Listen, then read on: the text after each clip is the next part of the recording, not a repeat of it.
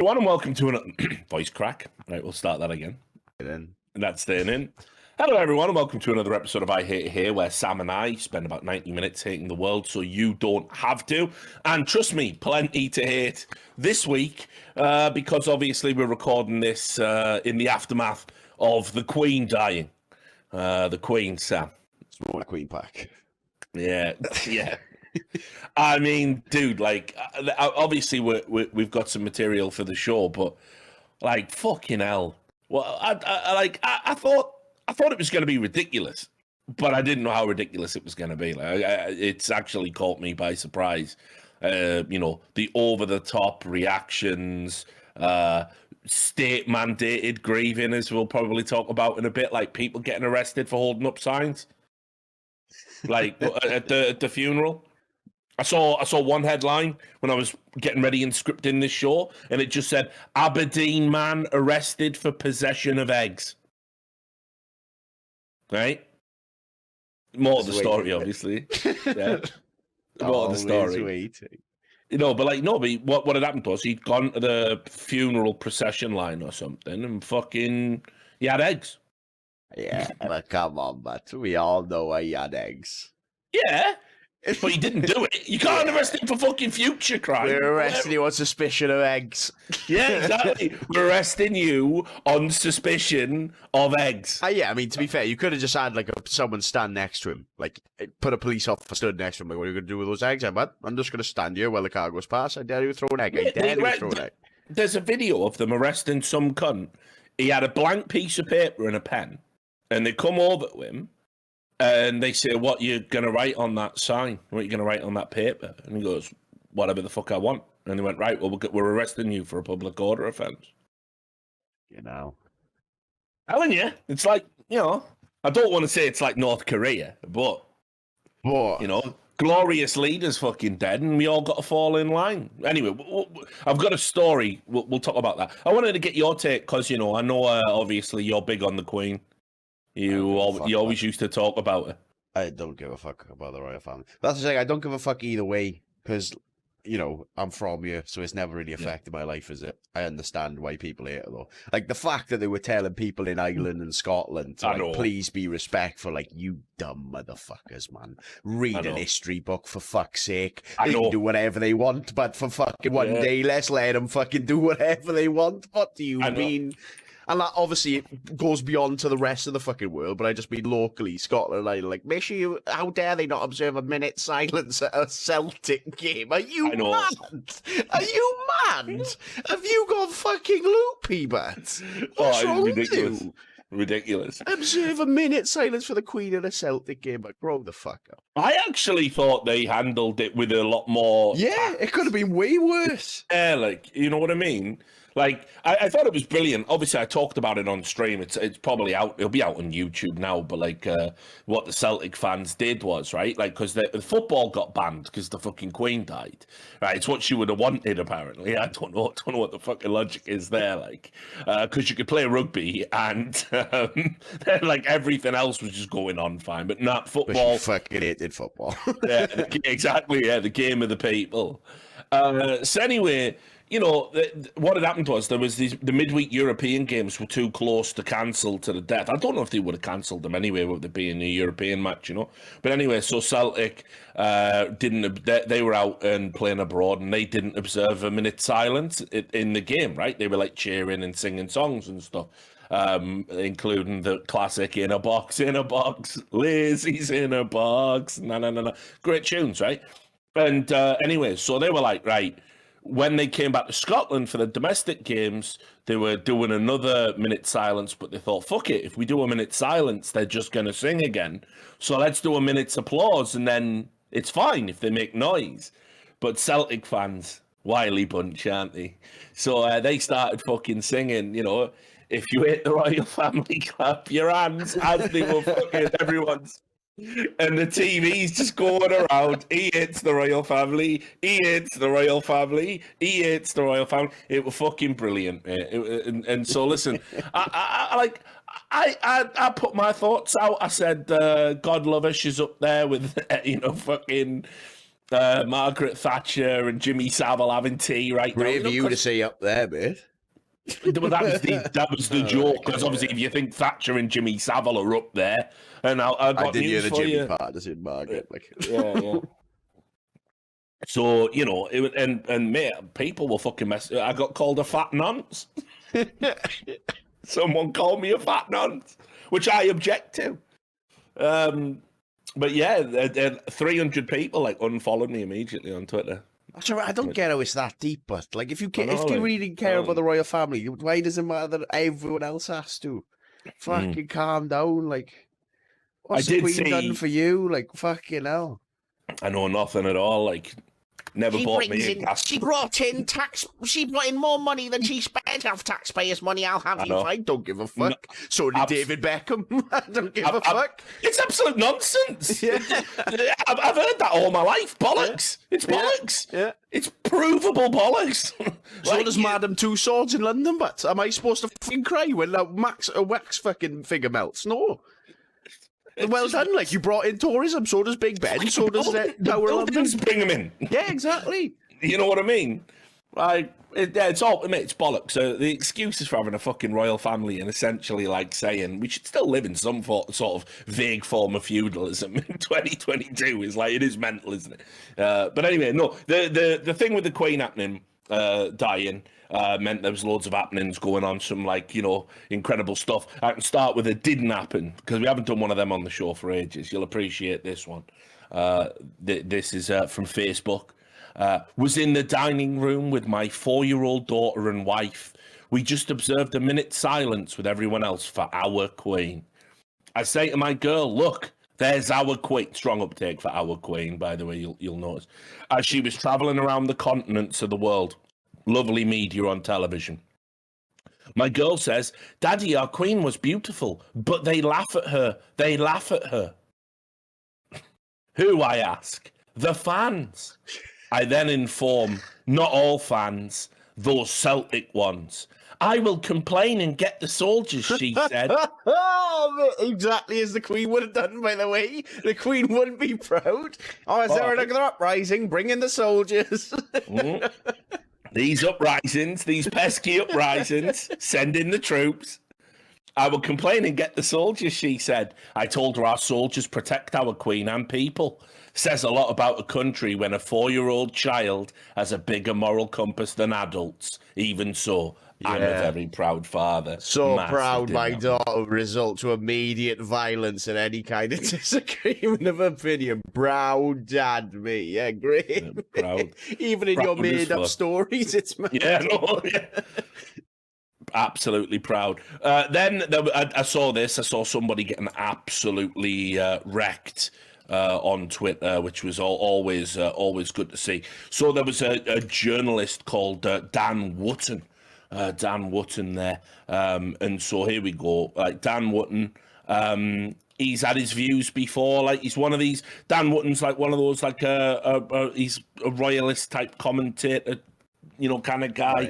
Oh, yeah. I'll just quickly Google what publication he writes for, because I want to say it was. Yeah, it is the Mail. I was going to say. I want to say he's, you know. So you imagine it. He's on that GB News as well. He's a columnist at the Daily Mail. You know what kind of cunt he's going to be, right? And so obviously the Daily Mail have been very anti Prince Harry and you know Meghan Markle and all that. And so somebody screen capped this at the time, which was him saying, how lucky a photographer happened to be here to capture this deeply personal moment. And it was it was photographs of Prince Harry and Meghan, you know, going and doing the Remembrance Sunday Lane reads and stuff like that. And he didn't like it. He said, you know, the Daily Mail, known respecters of privacy when it comes to intimate moments. He said, no, this was out of pocket and people shouldn't be doing that. So anyway, when the Queen died, obviously, he didn't mind his deeply personal moments being put all over the place. All the mourners outside Buckingham Palace, and you can see here, I wanted to return to Buckingham Palace today for some quiet reflection and lay my own tribute. Crowds young, old, from all ethnicities and backgrounds £100. Truly the best of British, doing her justice. And there was a little video attached to that tweet of him putting down some flowers. He was in sunglasses, looking a bit dishevelled, not his usual sharp self, because, you know, he was just so sad about it all. Well, anyway, right, first of all, that's just, you know, hypocrisy, but he's a journalist. It can't be helped, right? Like, you know, you expect a bit of that, but then somebody absolutely murked this motherfucker. Like, he got. It's rare when people go, "Oh, you call the police. There's been a murder on Twitter." It's rare that ever like lives up to its billing. But fucking hell, this was brilliant. So somebody replied and said, "Hi Dan. I was beside you there today. Nothing says quiet reflection like doing 4 takes of that video, then directing your friend to make sure you get the shot of me praying after I lay the flowers and checking the video after each effort." Absolutely fucking destroyed. And the thing is, like, obviously, people could be just lying, be making that up. Yeah, he could be having a lie, right? But I don't think he was, and I'll tell you why. Because he deleted that fucking video, right? Swifty did. He took the whole thing down. You can see it there. It's up there on the Scottish National. GB News presenter Dan Wootton was mocked so mercilessly over a clip where he was filmed laying a floral tribute to the Queen that he deleted the tweet. He got absolutely bodied. So anyway, and then this is the story that blows my mind, Sam. Because listen, we try and keep this light and fluffy and funny as possible. All I hear used to get dark at times, didn't they? We won't do it. This is a place for comedy and a place to have a laugh at how silly the world is. But I will say this boiled my piss, right? Because when they announced that the Queen was going to die and football was cancelled, I thought, like, you cancelled the Premier League games or whatever, but no, it was like every tier of English football, even, like, you know, unbelievably low-tiered football, you know. And so there was a team called Sheffield International FC, and they were told that their game had to be cancelled, right? And so they put a tweet out saying, "Our game's been cancelled, but we're playing a friendly against the same team," right? So it's not our official match. It's just a friendly between the two teams. And then they sort of live tweeted it. You can see here, they said, "Oh, like silly Billy's Byron House." I mean, listen to the standard of football here. Sheffield International FC and Byron House, right, are playing a game, and it's made international news. But they like live tweeted it, and they were going like, "Silly Billies, everyone's turned up in their match kit. Oh wow, Byron House have arrived. Fancy seeing them here." And you know, they just kept like ramping it up, and basically that we were like playing the games. So anyway, basically, they went and played their game of football, and they're now being investigated for it, right? So invest. I know for what? Yeah, for the crime of playing football during when it was banned. So they're like FA, their football association, is going to investigate them. So I'll read you the story. 2 football teams who have played the weekend after the Queen died are being investigated and will be dealt with in the strongest possible terms. The Sheffield and District Fair Play League condemned their disrespectful and despicable behaviour.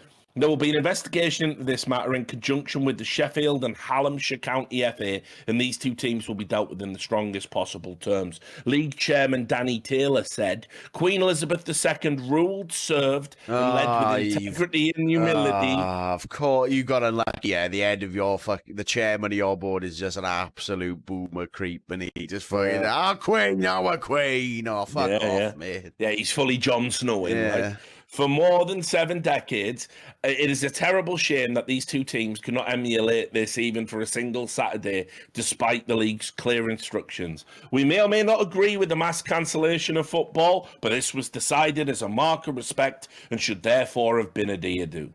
The FA's decision to postpone matches, even in grassroots leagues, was criticised by some who said they should have gone ahead to allow fans to pay respects in the immediate aftermath of the Queen's death. And they've cited the moral authority that is Peter Crouch. And he said, listen, it's only a game and some things are much bigger. But imagine if our games had gone ahead this weekend with black armbands and silences observed, the national anthem, royal band playing to the millions around the world. Wouldn't that have been a better send-off? I'm inclined to agree with Crouch. Always liked Crouchy, right? Always did. But at the end of the day, that's not what people went for. And now 2 teams are going to be punished. It just all feels a bit silly. Like, you know what I mean? Yeah. Like, the royal family is like this, like, antiquated part of British society that at the end of the day, they know they're on borrowed time. Like, I feel like monarchies in general as a concept are on borrowed time. Yeah. And so if you exist in a country where it's a monarchy and a government that run parallel to each other, the monarchy generally doesn't get involved with any of that shit. They just sit in, they're just in the wings. They give out their annual awards. You're an OBE, you're an MBE, you're this, you're that, you're a Knight of the Realm. And everyone goes, oh, that's all right. And yeah, tourists come over and you look at the buildings and we just all get on with it. But like this, like, are we going to do this every time one of our, like, state officials and, royal family die? Like, is this the level we have to operate at? Everything shuts down for a week, massive state funeral, taxpayers' money. Are we going to do this for the prime ministers? I mean, man, I couldn't believe we had that big fucking send-off for Thatcher. Like, they've read the room. Innit? Read the fucking room. It's something we do that's actually more ridiculous than what Americans do. Like, if I'm being honest That's about a it. pretty small list. Yeah, that is a really short list. But yeah, we've shown ourselves up here. We really have embarrassed ourselves in front of the world, in my opinion. And obviously, fuck the Queen. just to be on the record, fuck the Queen, fuck the royal family. It's stupid. Right, we can start the show proper now. Because I don't know if you know this, Sam, but I only found out this morning. It's World Gorilla Day. What a treat. Anything happening? Well, yeah, here's the thing. I didn't know this, but if I'd known it was World Gorilla Day, I would have, like, properly gone around and, like, this would be a gorilla special right now. And we put it out and all news about gorillas. So I quickly scrambled and I wanted to get one story and I thought it'd be relevant to our listeners' interests because obviously we've covered this back in the days when we could stand each other and we used to do videos together. You remember those days? They were good fun days. Do it right now, but yeah, I know, yeah, but under duress, right? Under duress. And yeah, anyway, and I didn't know this, but obviously our favourite gorilla, Harambe, right? We did a whole video about Harambe and how the memes were being like, you weren't allowed to use Harambe memes because they were bad. And the whole story about Harambe was like just a sort of travesty, wasn't it? Like, I think they were maybe a little bit quick on the trigger there. Like, you know what I mean? I don't know. I feel like it's one of those situations to be but like imagine many people are screaming. He's got a kid gripped. The kid's knocked out. You know what I mean? I bet there was a lot of screaming happening there.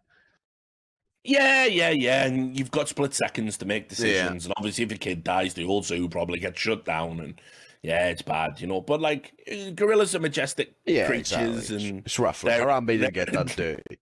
Yeah, he did. So anyway, look, here's the story, and it's good news in a way because it was a terrible situation.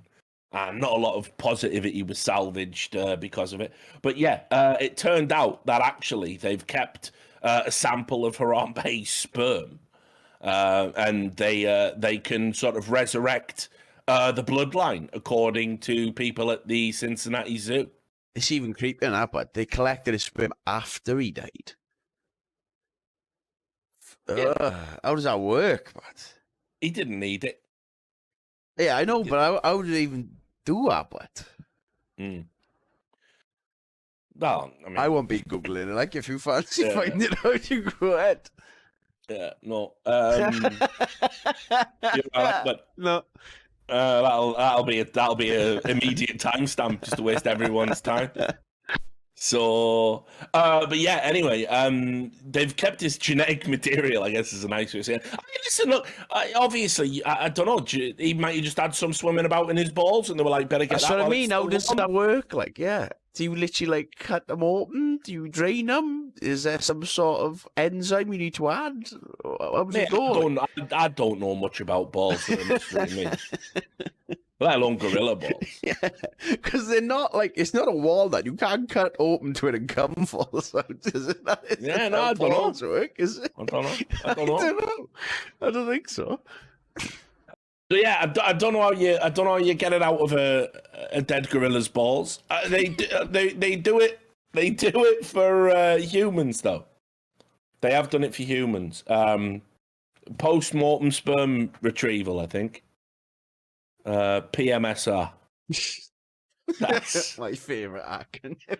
yeah, no, I'm pretty sure that's what it is. Like, it's for when people, I don't know, if they have like a disease and they like want to have a kid and they're dying or whatever, and so their wives, definitely their wives, will enter like a legal agreement with them, and they say, oh, when he croaks. Well, surely, isn't, if you're gonna sign that contract, why didn't you just go store your sperm somewhere? Surely that's easier. But if you're thinking so far ahead that if I die, you need to extract it from my balls, why don't you extract it now when you're still alive and put it in a freezer somewhere? But that seems like a better place to do it. I don't know. I mean, look, I'm looking it up. Right, while we're talking about it, right? So this is for humans, by the way, not gorillas. I don't know if it's different, but we're all primates. So it says here, the first successful retrieval of sperm from a cadaver, so an actual dead cunt, it was in a case involving a 30-year-old man who became brain dead following a motor vehicle accident, and whose family requested that his sperm be preserved. The first successful conception using sperm that had been retrieved from a dead person was in 1998, and it led to a successful birth the following year. Since 1980, a number of requests for the procedure have been made, with around 1/3 approved and performed. And what they do is, there's like a picture, like on a microscope. It says they go in to the balls and they take out sperm, essentially. It is that simple. So it is literally a walnut butt. Yeah, they just go in. Walnut, take out the nut. And it says, like, because the sperm, you have to obviously get in there pretty sharp, like pretty quick, like. Yeah, well, it says it has to be up to 30, you've got 36 hours. Oh, okay. Day and a half. Yeah. You've got 36 hours. It says there hasn't been successful insemination using sperm harvested after 36 hours, which means they've tried it. Yeah. And it didn't work. Deviled. You've had these dead balls. You've had his dead balls like harvested, his dead beans blown into you, and then nothing. All for nothing, and you've got to live with that.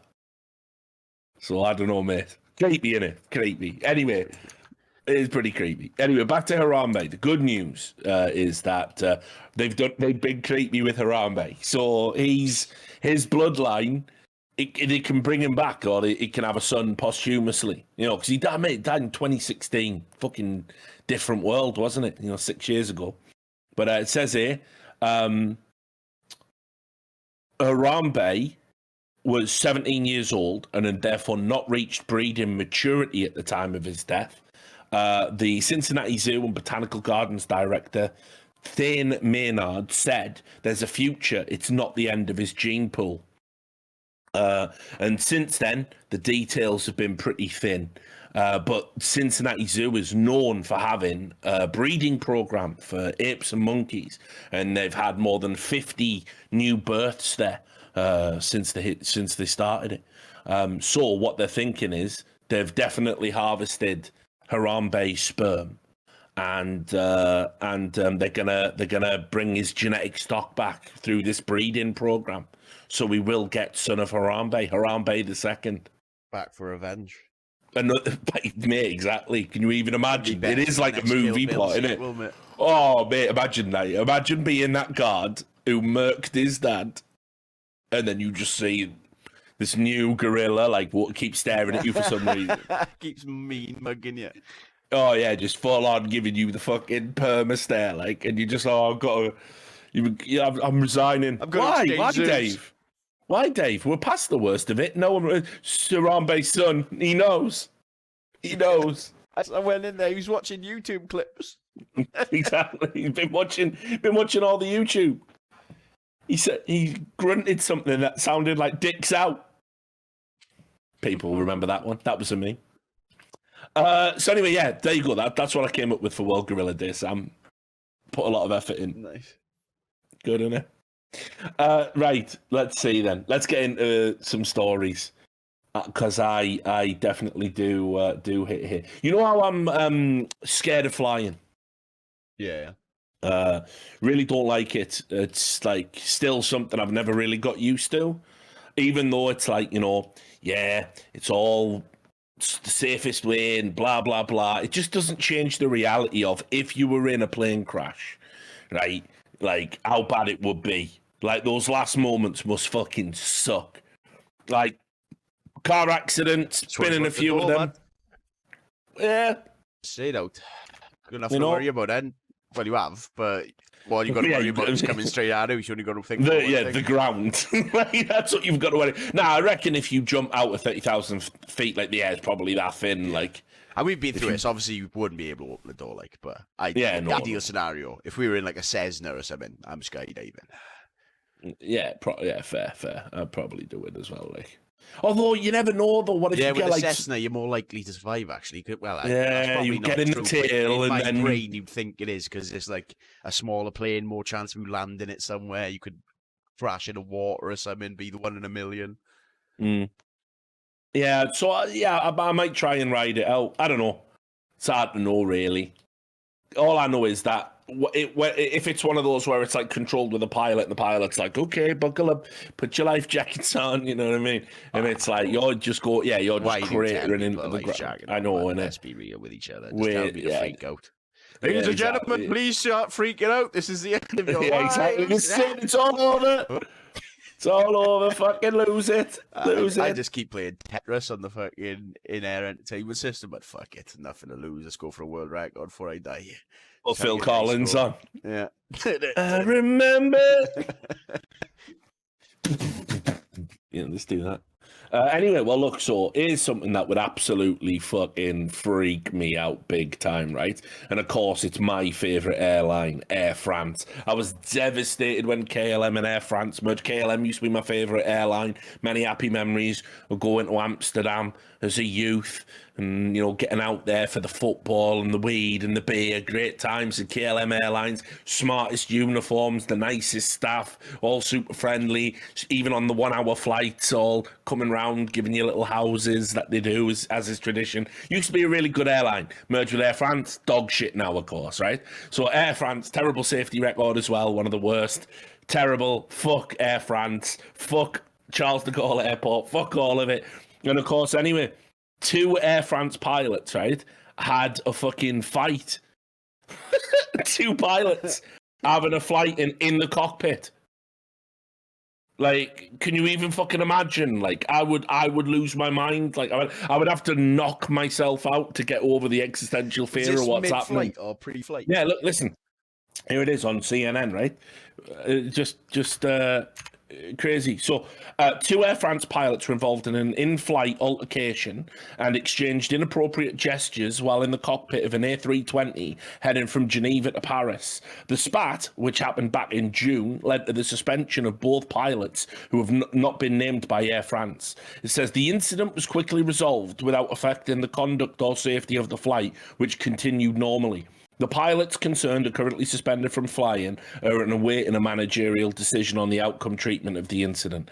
Air France reminds that the safety of its customers and crew members are its absolute priority. Although the incident took place months ago, it became public due to a story last week in the French-language business paper La Tribune, which alleges there are large structural issues with Air France. So, imagine it, mate. You're on a fucking flight, right? You're already amped up, right? So think about the process you have to go through to even be on that plane, your baggage, the questions, your shoes off, belts off, through the metal detector, the pat down. You remember when those things were just brought in? It was like, we're only doing 1 in 100 people or something, them fucking weird things that Scammers. just... you see your outline of your cock and balls and that, right? And they said, oh, we're only doing it to 1 in 100 people. Now everyone gets them, right? You know what I mean? I always get patted down when I go through a metal detector. They always seem to find something. Like, and there's never anything there, but it is just an excuse to, like, you know, grab my ass, grab my junk. It's just weird, like, it's fucking weird, mate. I'm telling you. How highly do you think of yourself if someone sees you coming through TSA like, why do they do it then? Get a grip. Why do they do it then? Why? Yeah, right. Well, do you know what? Then look at my eyes. Look at my jumper. Look at my socks. And don't look at my cock and balls and my arsehole, like, you know what I mean? And it's all the time. When they see you coming, they know you got to check your prison pouches, but... Oh, yeah, the prison pouch, of course, like...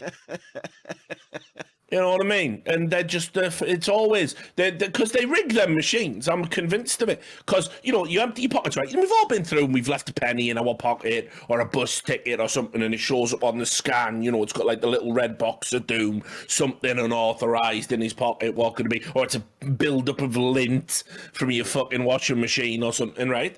So we've all had that happen to us. But then, like, when you've got nothing in your pocket, it's just a crease now they're detecting. They're so overtuned that it's a crease in my jeans and now some fucking guy, like I'm a horse, like, you know, getting ready to artificially inseminate someone. He's just fucking gripping and reaching around like, do you mind if I, you know, and they always say as well, I'm just going to, they don't say like, do you mind? Yeah, I'm just going to check your cock and balls right now. Yeah, sound. I've had it then.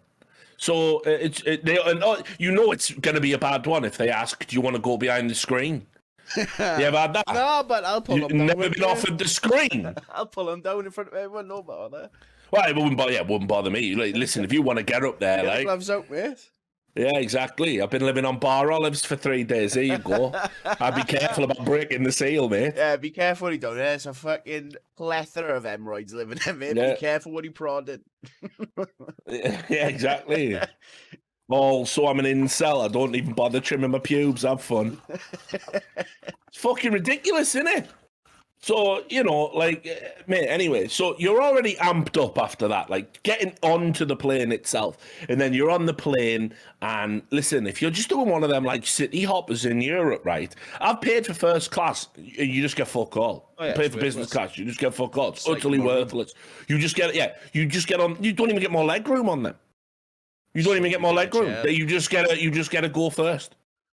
I paid, like, you know, 10 times the ticket to go first. So you get on the plane, you're all crunched up like that, and then, okay, we're now going to do something that's completely unnatural, and, you know, you take off, and then, right, you go through the clouds. Why are clouds so hard? Like, why are you cloud? You know, changing density, changing air pressure, etc., makes the as soon as I feel them wings moving when we're going through the clouds, like, I can't handle that, because a cloud in my mind is just fluffy. It's a bird. It's a bird you want to work out for, man. Yeah, don't even start me on the birds. The bird strikes are coming. The birds. Oh, mate, don't. I've got a story about that in a bit. But anyway, you know, you feel you're coming up through the clouds, you're getting buffeted, like, oh fucking hell. What if there's like a rock in one of them clouds and it gets in the engine? Yeah, a rock, or, like, you know, like a rock. Yeah, someone's thrown a rock in the cloud and the cloud's so hard it's just held it up there, like, just something like that, just something mad, like, no, or a rare formation of ice, or just something like. Just something, and then you get up and you get through. So you're tense as fuck. I'm tense as fuck, is what I'm saying, right? And you're tense as fuck. And then you see, like, through the door, 2 aggressively French pilots, like, oh, no, I am the pilot. Yeah, I am the pilot. You are the co-pilot, I'm the pilot. And they're fucking having a full-on scrap in the plane, mate. I'm on high alert about anything like that ever since that German pilot, mate. Ever since that German pilot who was just sad, he was just depressed, and he thought, well, you know, why not kill everyone on the plane with me? Like, you know what I mean? If I'd seen that, mate, I'd have lost my mind. Fights immediate. I ain't doing that. No, just immediate violence. It's fine. No, but they were in the air. That's what I'm saying. Oh, right, okay. You're not walking off, bud. You're not walking off. You know, like, maybe I'd have to get involved, knock both of them out, and try and land the plane myself. Yeah, I don't know, like, it'll go a bit perfectly, but let's be real. Yeah. If you are going to take our means, you obviously only knock one out your head. And you say, I was on your time, you all guy in time, but that guy's a prick, and I will land, you know what I mean? To get us landed, but show him a good of a So you're telling me I have to pick a favourite? Oh, yeah, pick whichever one looks smallest and batter him, and then be on the big guy's side. Make sure, hope you pick the good pilot. Imagine if he turns to me and he goes, "Yeah, he was a bit of a cunt, but I've never landed a plane before." Yeah, but you get the look here. You have to check which one of you is the most qualified. You have to say that first, and then spark out the backup. Well, yeah, mate, fucking fights on a plane, like fuck that. I would lose my mind. I would be hysterical with it. I know enough about. I just know. I love to be on that plane with him.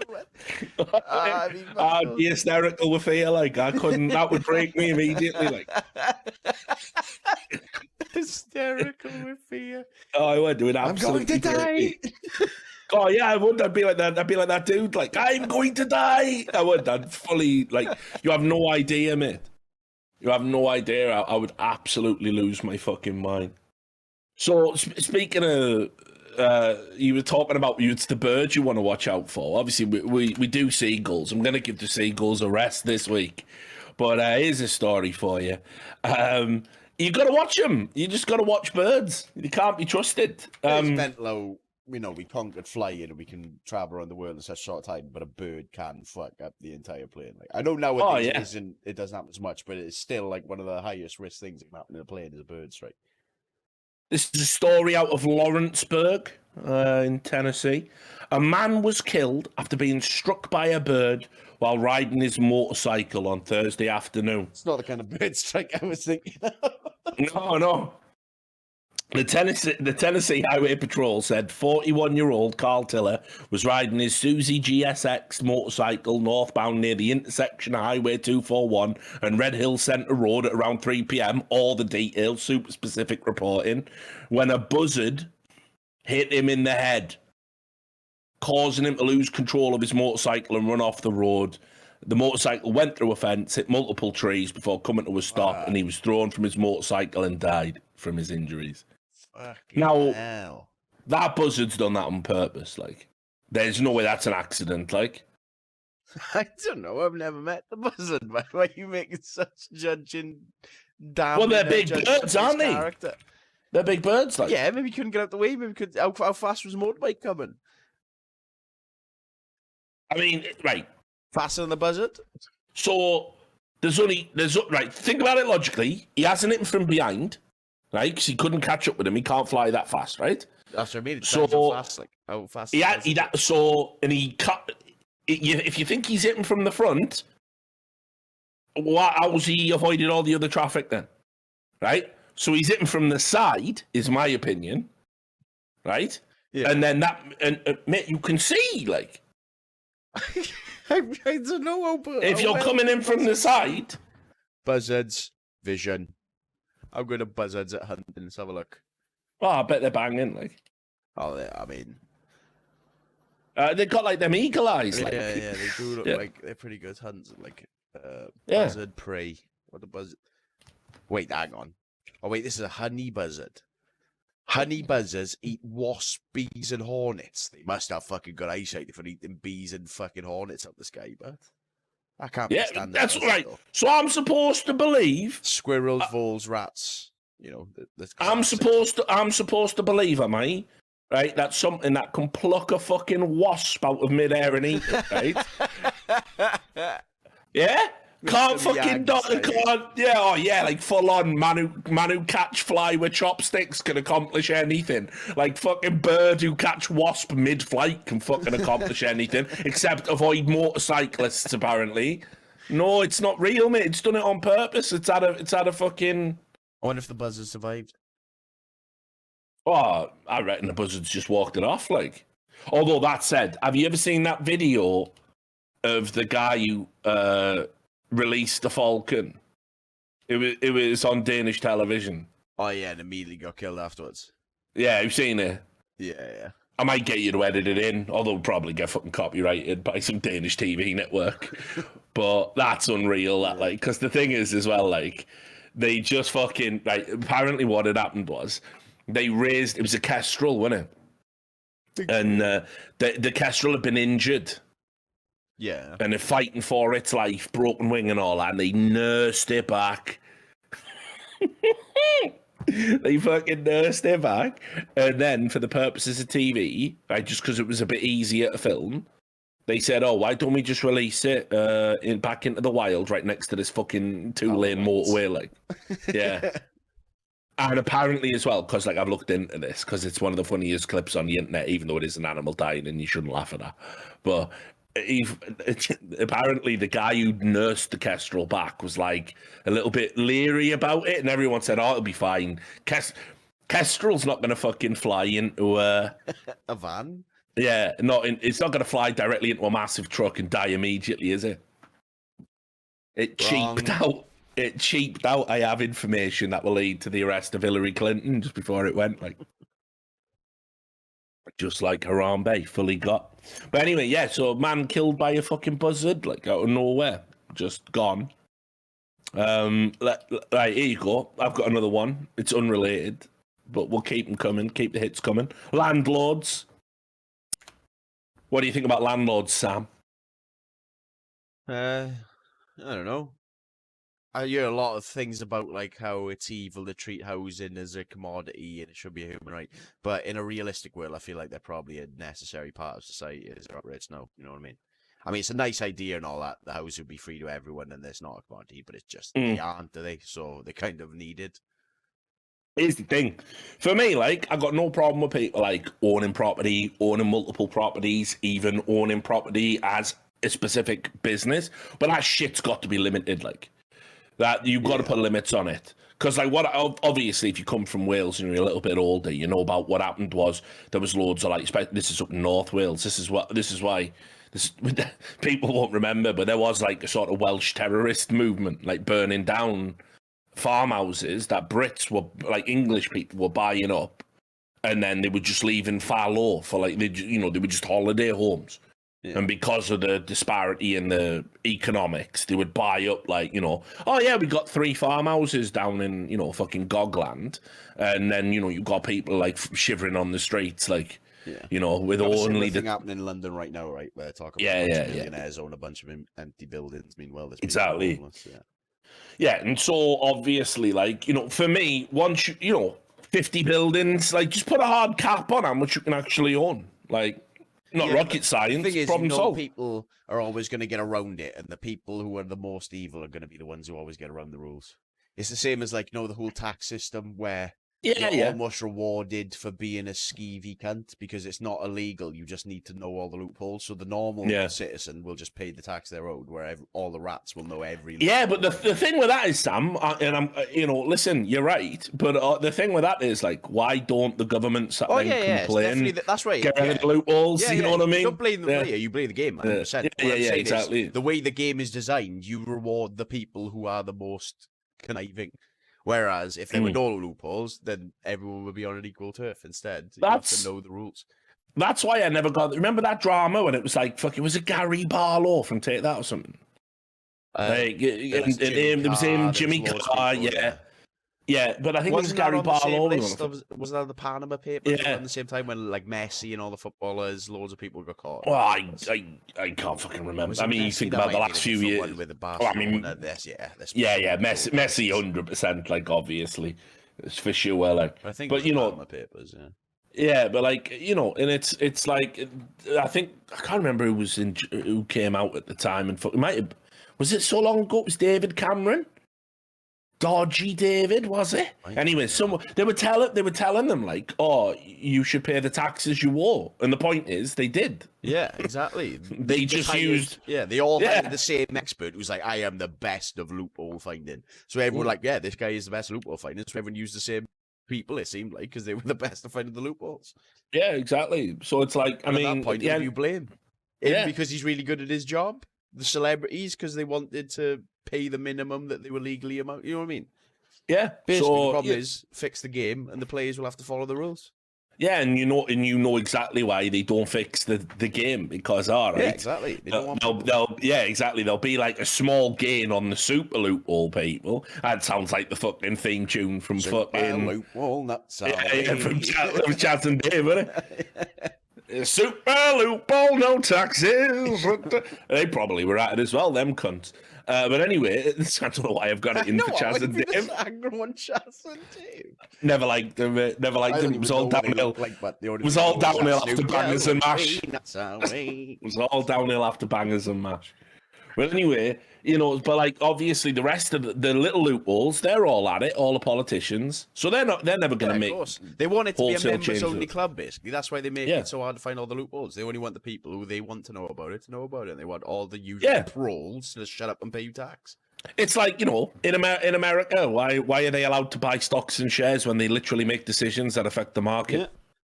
Mental, isn't it?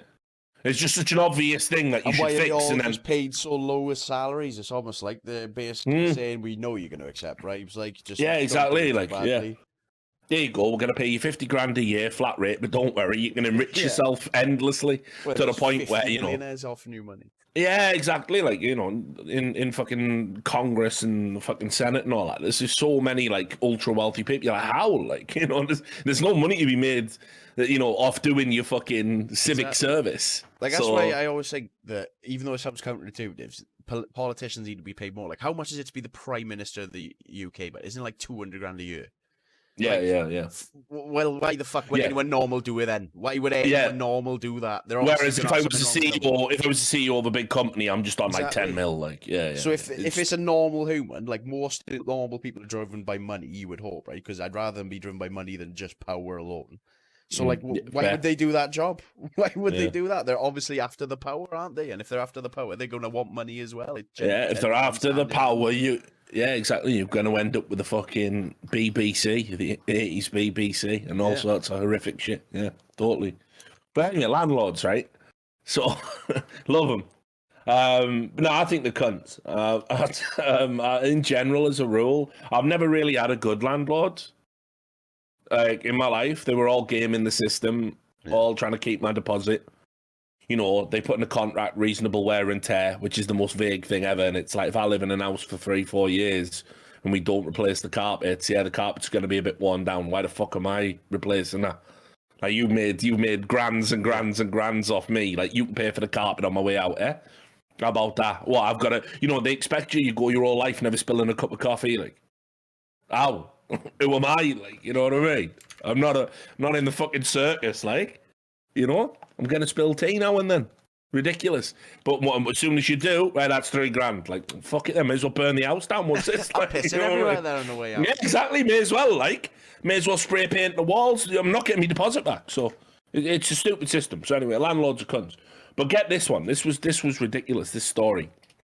This is a report in Vancouver is awesome. First time on the show. Yeah. But basically what happened was there was like there was a Vancouver City Council candidate who's also a licensed realtor, and he made an online video, right, explaining to people how to evict people easier during the pandemic, right? So it's already bad.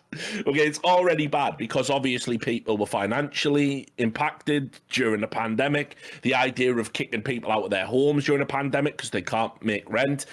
This is how you knew the real bootlicker arseholes were, by the way. Like, during the fucking pandemic, right? I saw literal, like, people, the fucking diet conservative types going, well, they have a right to their money as well. I think the landlords are going to do just fine in the grand scheme of things. Like, you know what I mean? I'm not saying they don't get their rent eventually, but when that moratorium was going on rent, there was loads of fucking people like saying, won't somebody think of the landlords? There were even publications, I think Fox News did a report on it, where they brought landlords along going, I can't get them to pay, and it's been 6 months without their rent. You're still making all your other money though, right? Like, because if you retire and just live off other people's rent, you're a special cunt of a landlord, in my opinion, then. Like, you don't contribute anything else to society except grifting people out of selling them a place to live. Not even selling it to them, just letting them borrow it for a bit because you got in when the market was bad or whatever. Like, nah, fuck that. So anyway, The idea of kicking someone out in a pandemic, like,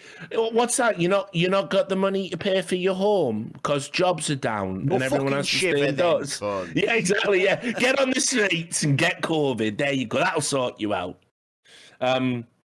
So anyway, he made a video called "How to Evict Bad Tenants During the Pandemic with Ease." My personal experience: all landlords must watch. And one of the things he said in the video was he said to encourage people to like leave and to establish dominance over your tenant. Let yourself into their house and take a shit in their toilet. I'd be throwing hands, but we'd let the court decide who's in the wrong at that point. But whatever, like, if the landlord let himself be out of shit in my toilet, yeah, I'm just gonna have to bathroom, but we'll face consequences afterwards. Like, what are you doing?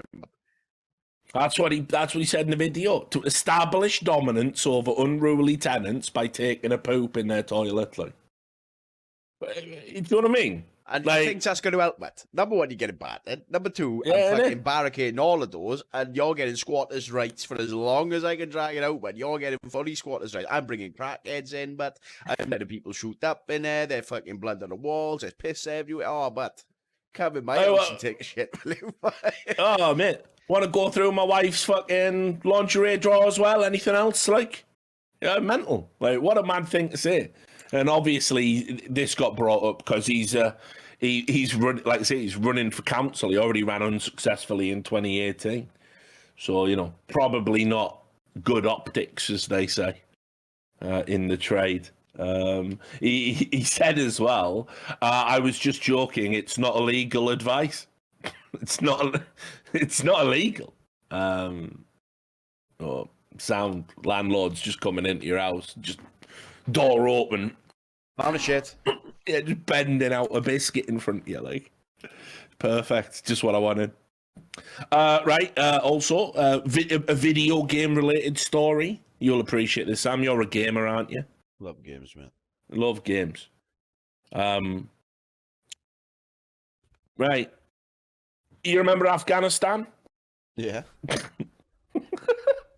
I don't mean like you served in the Air Force. You remember Afghanistan? You remember? Were you there, but were you there? No, but I mean, you remember the country Afghanistan, right? Yeah. Yeah, remember how the Americans were there and it was meant to be all right, and then they said, yeah, we're gonna go and everything's gonna be okay. Like our allied, we've been here long enough, and our allied forces are well trained, and our allies will be able to run their own country no problem. And within like 16 hours of American withdrawal, the Taliban had took over again. Weird how no one cares about that anymore. It's all, I can't help but feel we'd still be talking about it if it was the other guy. They'll be going back in a few years, but they'll be brought back up again. Just wait. Yeah, well, I don't know, not with the way things are going It's with America, mate. There's no way they're going to be fucking not at war for this long. But it's like a Yeah, I know. Yeah, they're probably getting a bit cagey right now. For many years, like yeah.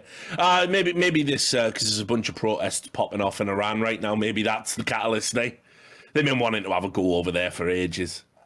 So we'll see. The base has been strategically deployed. But anyway, you remember Afghanistan, right? You remember Afghanistan, now took over by the Taliban. Taliban, of course, a murderous regime, a theocracy that do things like, they kill women for talking to men they're not married to, or executing via beheading, preferred method, of course, people who don't grow their beards out too long.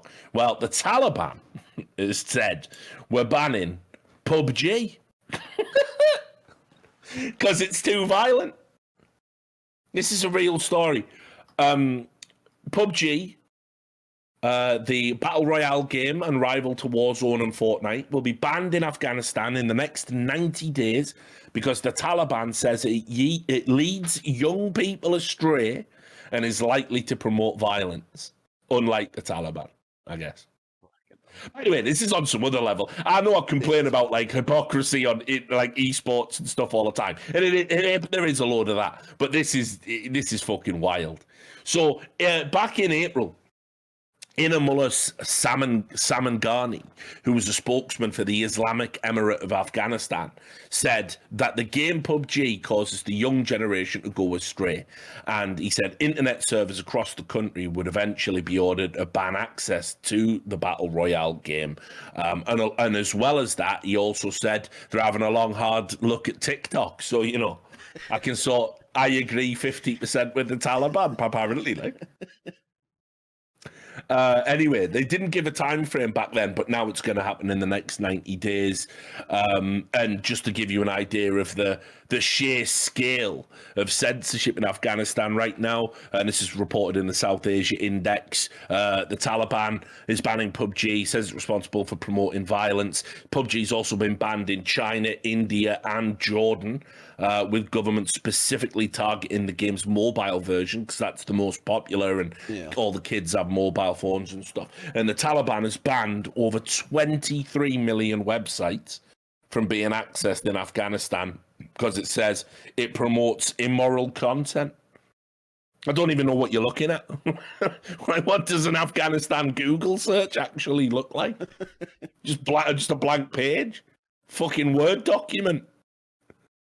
Oh, so yeah, PUBG too violent for the Taliban, they say so. So that's real. That's a real thing. Fortnite's well, or like they kept Fortnite, that is fine.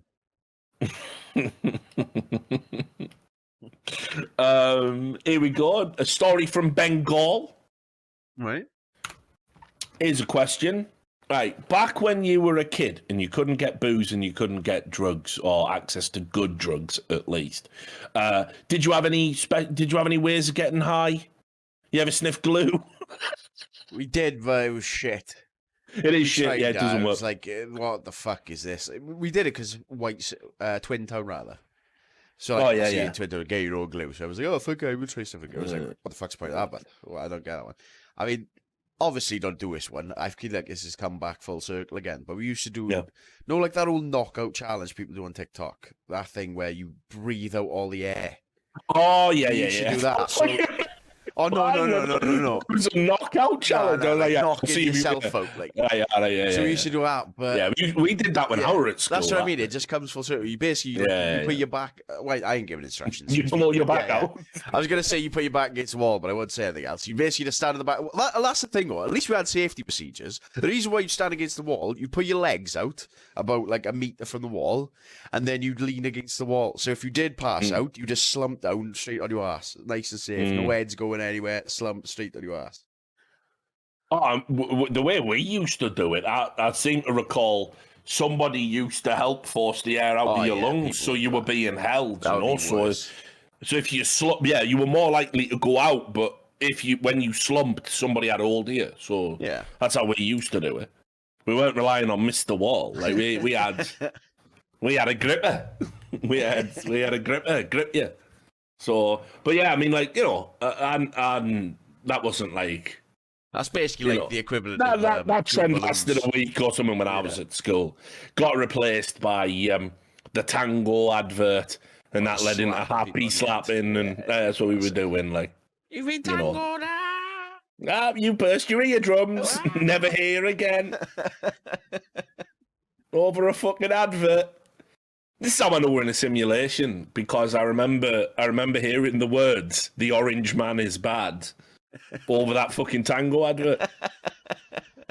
Real. So think about that. Think about where we're at now. It's all a simulation. None of it's real. Don't worry, kids. Don't take it serious. But anyway, so so glue. I think I used to see people huffing. I don't even know if this will get you high. It just sounds like a bad idea. But I knew some kids at school were huffing links. Or like, that's just solvent the boost, same as glue, but it's classic solvent the boost. It's never my bag. I mean, I had access to amphetamines pretty early on in my life, and acid. And weed, and of course magic mushrooms. Balloons, but that was the shittest of all time. I never understand people who do balloons, but literally just like they did for 30 nitrous or whatever. Yeah, the nitrous, get the fucking whippets as you call it in America. It's fucking worthless. Like. I'm gonna come to them, but like I mean, but that's what they call it, hippie crack now. Really? In the tabloids, I don't know why. I don't know why. But yeah, hippie crack. But who was it? Who got caught doing it? Was it? I Well, they don't used want to to. sell them at like bars and shit back in the day, like in the probably like early 2000s, late 90s. It was Jack Grealish, like. Well, you got Jack Grealish, here you go. A Daily Mail headline. Jack Grealish embroiled in another hippie crack storm. Right? It makes it so much worse, man. I know, because it's the fucking Daily Mail, innit? Jack Grealish embroiled in another hippie crack storm with Aston Villa star involved in unruly hotel room bash. Jack Grealish was at an early hours party in a hotel. The unruly bash in their room featured balloons containing nitrous oxide, known as hippie crack. That's clearly a term in the Daily Mail. Like, I have never heard hippie crack on the streets. Like, who comes up to you and says, you want to do some hippie crack? Like, no, hippie crack makes you vomit. It's just balloons, isn't it? Let's just be real, man. If it was in a unruly hotel room bash, they wouldn't be doing fucking balloons, but well, I know what happened was, because I remember some of the photos. They brought a tank in. Yeah. They do that like festivals. There'll be a guy in a tank with a load of balloons, just like fiber balloon. Like, to be fair, right, when I had my fingers off, they had no painkillers in the ambulance, and they gave me nitrous oxide and said you can have as much as that you want, like on the way down, basically. And I was laughing my tits off, like. So, but I did have a banging head as well. But I'd also had massive blood loss. So, is what it is, isn't it? Just anyway, psychotic break. So unrelated to the gas. This is a story from Bengal, right? Let me know if you've tried this. Flavored condoms are being used by the Bengal youth to get high, right? Bizarre as it may sound, students in West Bengal's Durgapur have found a new way to get high. They're getting addicted to condoms, right? The kids soak the flavoured condoms in hot water, then drink the liquid. Oh, bad. What? I knew you would hate this one. Oh, I knew what you would hate this one. way to do drugs. There's got to be other ways, but... Yeah, it is. And this apparently gets them high for 10 to 12 hours, right? That's what they say, like that. On condoms. This is your brain on condoms. It says here, the long-term soaking of condoms breaks down large organic molecules into alcoholic compounds, and the aromatic compounds in the condoms break down into a form of like alcohol. Really? So I guess because there's there's got to be some kind of sweetness in there, right? But what's acting as an activator? They've got water, they've got sugar. Where's the yeast? How does it become alcohol? You don't have to have yeast, like you don't. No, you don't. But it needs something to eat off of, right? Like it needs something to eat. Well, that just maximizes it. Like you can get alcohol without that. It's that's how. Yeah, but you need like lots of sugar. Like if you're making hooch and you're just crushing up fruit and adding sugar, you know what I mean? You need an outrageous amount of sugar. Surely there's not enough sugar on a flavored condom. But I reckon they're just drinking fucking plastic chemicals. But and they. Oh, it could be that too. Like there's no way it's alcohol. How? But here's the thing as well. Like, if you've ever boiled a condom, like for banter, right? They are just huge at the end. Like they just all like distended, like it looks like a fucking sheep stomach or something. Yeah. But yeah, there you go. People in Bengal drinking flavoured condom juice. Buy a beer, but it can't be that hard. Well, it's funny actually, because as I was sitting down to do this show today, apparently there was like there's a big alcohol shortage in India at the moment. all right, okay, maybe it's related. I don't know. This story was like back in like... July or some shit. Okay. So probably not. But there you go.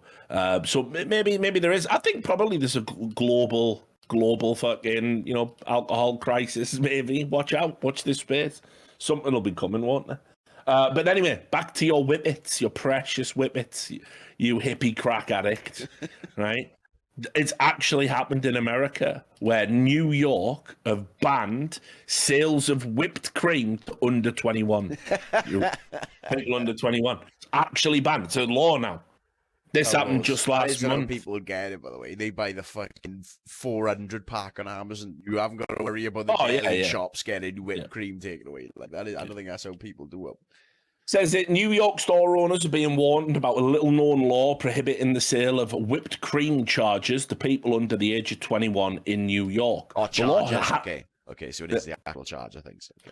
The law went into effect in November 2021, but few people are aware of it being on the books. The legislation was sponsored, who gives a fuck. He says it has been a problem with young teens abusing the cans to get a quick high off the nitrous oxide inside. It is known as whip-its, or whip-its. Hang on, he said whip-its twice, the exact same way. Whip-its, Yeah, I know. whip-its. Yeah. Joe Biden wrote this article. It was whip-its, and corn pop. Is what it was. Whip-its, right? whip-its. He said, this new law is an important step in combating a significant problem for many neighbourhoods throughout my district. The evil of whippets. The need to limit the access and sale of whippets first became apparent after receiving constituent complaints about empty canisters on neighbourhood streets. Oh, yeah. Imagine, you're walking down the street, just fucking just whipped cream everywhere. Ever see, a festival aftermath, but it does look like that. There's, tens of thousands, if not hundreds of thousands of those little canisters just everywhere, but yeah, but not whipped cream though. No, the nitrous oxide mini canister. So what you use to replace your whipping machine, they just buy a pack of 1,000 of those. They sell half of them or more, and then just use a little. But they're fucking everywhere. Says here, right? Get this. They've gone at Fox 13. They've gone a little bit further. A little bit more information for you, Sam. Dental professionals use the chemical during oral surgery to relieve pain. Fair enough, knew that. But it is highly addictive and has detrimental effects. How's it addictive? I don't know. Is it chemically addictive? I wonder. Or is it addictive as in because people? I think that's a dubious claim, is what I'm gonna say. Addictive, you know what I mean? Addictive whippets. Come on, really? Studies have shown that younger people are most at risk when it comes to inhalants because they are inexpensive, easy to obtain, and provide one of the easiest ways to get high. Now they're advertising it, Sam. Yeah. Sounds great. You fucking hell. Sign me up. Gonna start doing it now. Get a whipped cream sponsorship for the stream. Imagine that. Balloons. And you have to do at least one whippet per live stream. But there was a guy doing that on Twitch, but do you see that? No way. Oh, what? So do you know, there was the psychiatrist guy on Twitch. He was doing a podcast and they had this guy on. Oh, what's he called? Dr. K. Dr. K. Yeah, I find you the clip, but this is so unreal. He looks like Bill Nye the Science Guy come back from the dead, and he just was ripping whippets as they having a serious conversation. I got with 3, 2, 1. Oh, alright, go on then. Right, 3, 2, 1, go. I won't say transphobia and homophobia. His transphobic and homophobic language, and I've experienced it with Jimmy as an adult, and he revealed today that he was the recipient of that when he was skipping along and being called.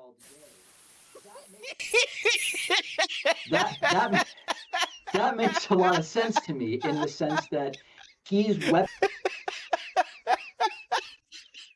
and he does it again later on, but so unreal. I'll be whippets, it's just a bong or a vape or something. No, surely, it's a whippet. But I won't say that's transphobia. what you put the little canister in. So that's like a manual whipper. So you put that in the cream and it'll whip it for you. It just releases all the nitrous oxide. So instead, he's just got it and using a mouthpiece, but just puts it straight in his lips. Oh, it's unreal. So, and who's the guest? I don't know.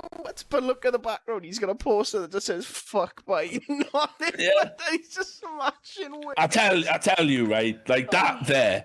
I know people are always like, "Oh, Richard, you only do it because you've got an ego," and But the fucking state of political debate on Twitch, the fucking absolute state of it, there's David Pacman and Dr. K and a fucking guy doing whippet hits with a "fuck Biden," you know what I mean, poster up on the wall behind him. That's your discussion.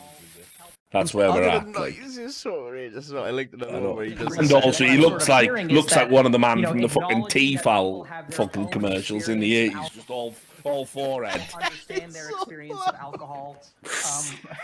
Well, anyway, but what about his repealing of the stay in Mexico policy? Sort of being Like, fuck me, like, beam me up, Scotty. Like, I've had enough. Like, it's fucking mental. I buckled myself when I first saw a clip, but it's the way he just goes there to sit in. Yeah. He's just staring at the screen as if he's done nothing. But that's so mental. I can't tell if he didn't realize he was still on screen, but I think he did because he looked straight back. No, at the camera afterwards. I just don't think he gives a fuck. Like, I just don't think he gives a fuck. You've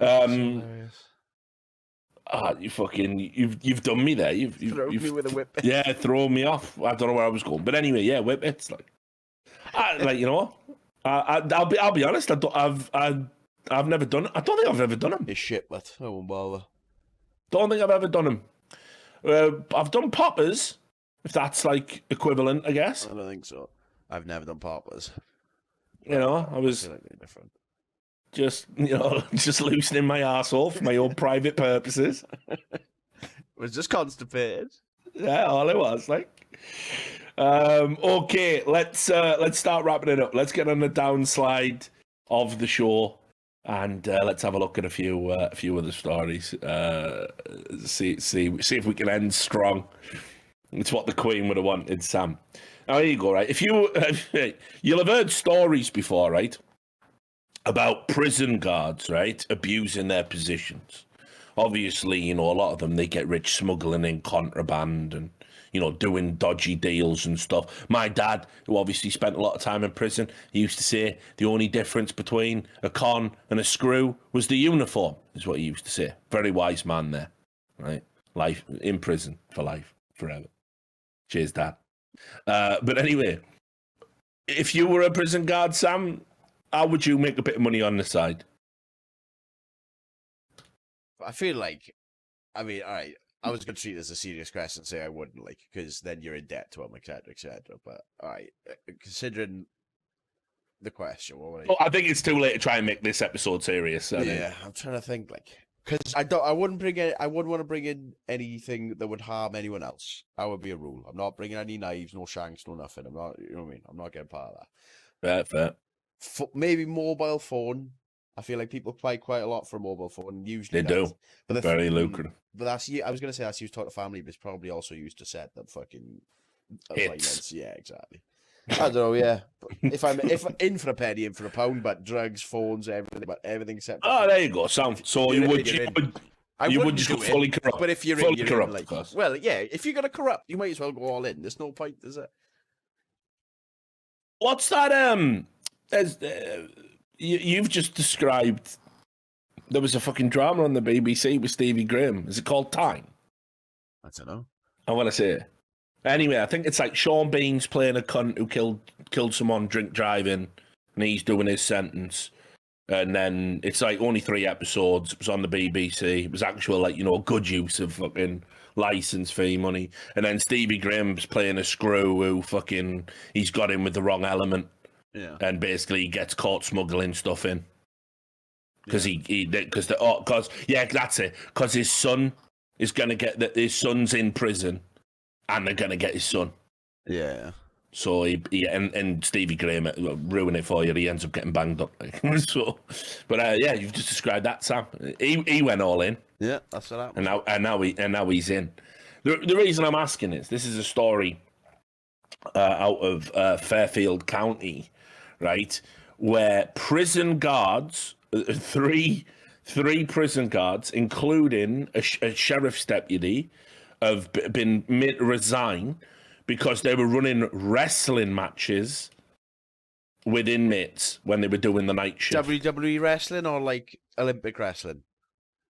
I'm looking at the video. It looks like they're going. You know, they're not pre-rigged outcomes. Let's say. Well, I don't know. That doesn't seem that bad. It depends how it depends were they being made to do it, or was this like recreational? Because like teaching someone a mixed martial art, or a martial art, or a mixed martial art, teaching someone wrestling, that seems like a decent way for prisoners to put their time into, assuming it's not like, you know, gambling on it, forcing them to do it, anything like that. It's not extra violent. Wrestling doesn't have any striking. It's just putting your shoulders on the floor, right? So Right. it doesn't seem that bad off the bat. We'll see what other details come out. So here it is, right? I'll read you the story, and you can judge as we go through, right? As is our way. So they the person who run the prison was saying, in 30 years I've seen everything. When I saw the video of the wrestling match, I said, you've got to be kidding. I don't know if the guards took the bait of the challenges from the inmates. I don't know. They wouldn't give us a direct answer, right? So basically, they were taking prisoners into the confinement area of the jail, and then they would do prisoners versus one of the guards, and they would have like wrestling matches on the floor, right? Although, right, I'm watching the video. Let's have a look how aggro it looks. Like, as if they're doing it for fun. And it was handshakes. Oh, well, come at on. the end. And hang on, the prisoners won as well. Okay, look, yeah. What I was expecting is this some kind of fucked up power dynamic where it's like you can't beat him because he's gonna be a cunt to you? Like, is it one of those where you're scared to do anything and you have to wrestle him and he's just battering you? Like, but no, I think they were betting on it as well. Like, fight. I mean, that is pretty weird, but at the same time, if it's not, I don't know. It seems weird, but if it's handshakes and everyone's happy, it seems like you're running the prison well. Yeah, but all the prisoners. So here's another thing. Let's say, like, I don't know, there's like an accident. Yeah.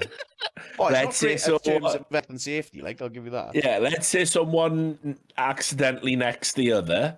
Well, what happens to that? What happens to that prisoner? You think he's getting a fair hearing? Like, if he breaks a screw's neck, like by accident in a consent? No, it was a consensual wrestling match. Fuck you, mate. There's another 15 on your sentence, like.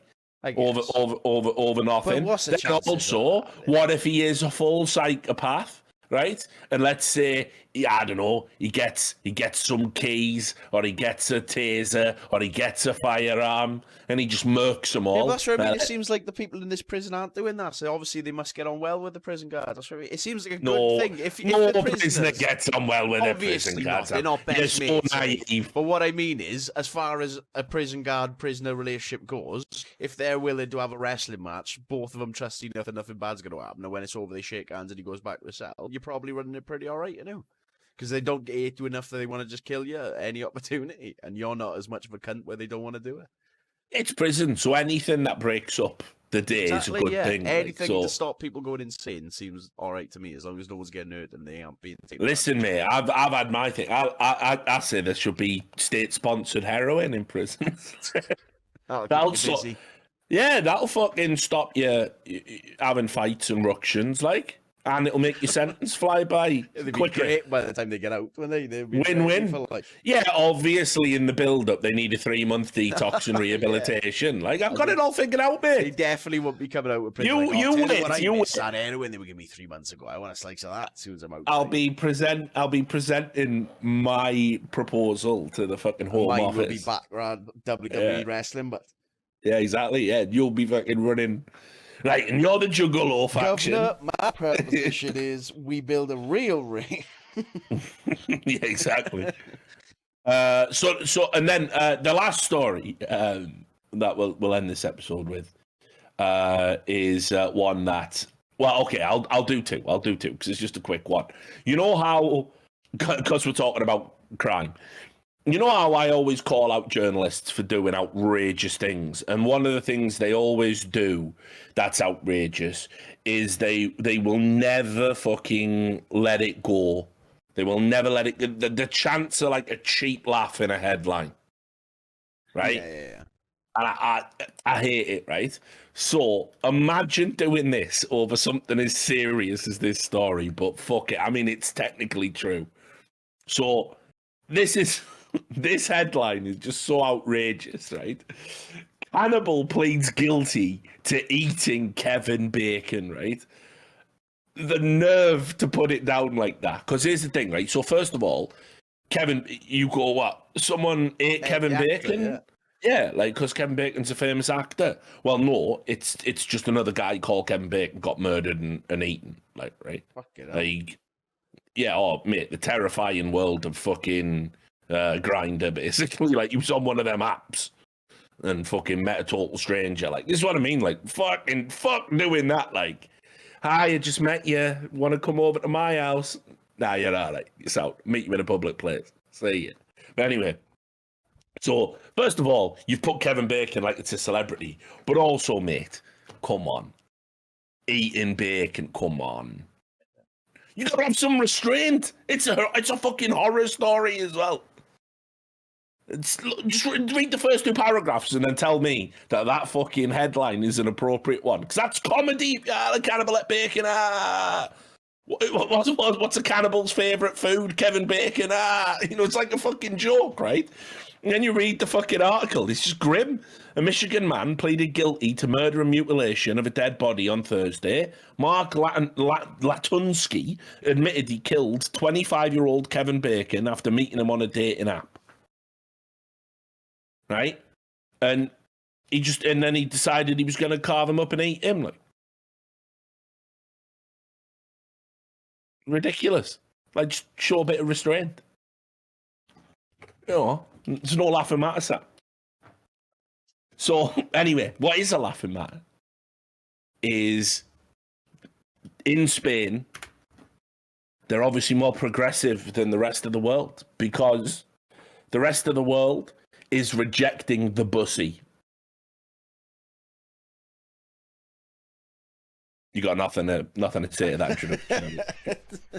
I don't know where it's going, but I haven't opened it yet. I wait until you give the reveal. Well, here it is, right? So, Spain has a mascot for their transit system, right? Which obviously is buses, isn't it? Right? And it's called Bussy. Right? Which, that's a sort of conjoined word of 2 things to describe a man's bum hole. Right? The Bussy. And so, anyway, people in Spain, they love Bussy. This bit's outrageous, isn't it? It's so fucking juvenile to end the show with. But they love Bussy, right? And you can see from these pictures. Like, look at this picture there, Sam. Fuck it, that is creepy as fuck, like. Yeah, it is. Why is it? It is. It is. But look at the woman saying, look, here's the Bussy. Men are posing with the Bussy. Why does it look like a fucking demented rabbit butt? It's so creepy looking. Oh, it's, I mean, obviously the design, the green paint, they are the colours of the transit, and obviously they're the stops on him, like the metro line and all that. That's why he looks like that. Yeah, but his face is fucked up. Who set fire to Mr. Blobby, like? Oh, it's bad, isn't it? Mr. Bussy to you. But anyway, in Spain, he's just normal. Everyone just loves him. Like, you can even see as well, if you scroll down, there's a guy called Hugh, spelled the proper way. So good on you, one of us. Like, and, you can see, watch the clip, and the woman's going, "Is the Bussy? Is the Bussy? It's Bussy." Look at him getting off. Look at the swag on the Bussy, Sam. Watch the swag on the Bussy. La Bussy. Yeah. La Bussy. Bussy, Bussy, Bussy. Oh, man, it's mad, isn't it? Applause for Bussy. Yeah, a bit. Like, look, the Bussy's dancing. That Bussy moving. That Bussy moving. He got it. He got the moves and everything, mate. So, I thought this was fucking hilarious. But the thing was, like, obviously outside of Spain, seems that people just aren't down with the Bussy as much. There were loads of people, like, saying it's, like, nightmare fuel. It is pretty fucking creepy looking, I'll give him a... People said it's the worst mascot they've ever seen. That's not true. Someone said that's terrifying. Someone said it looked like the killer clowns from outer space. Yeah, it does. It looks creepy. Good shout. I love this creepy little monster so much. That's what I say about you. So there you go. Halloween's coming up. I might dress up as the Bussy.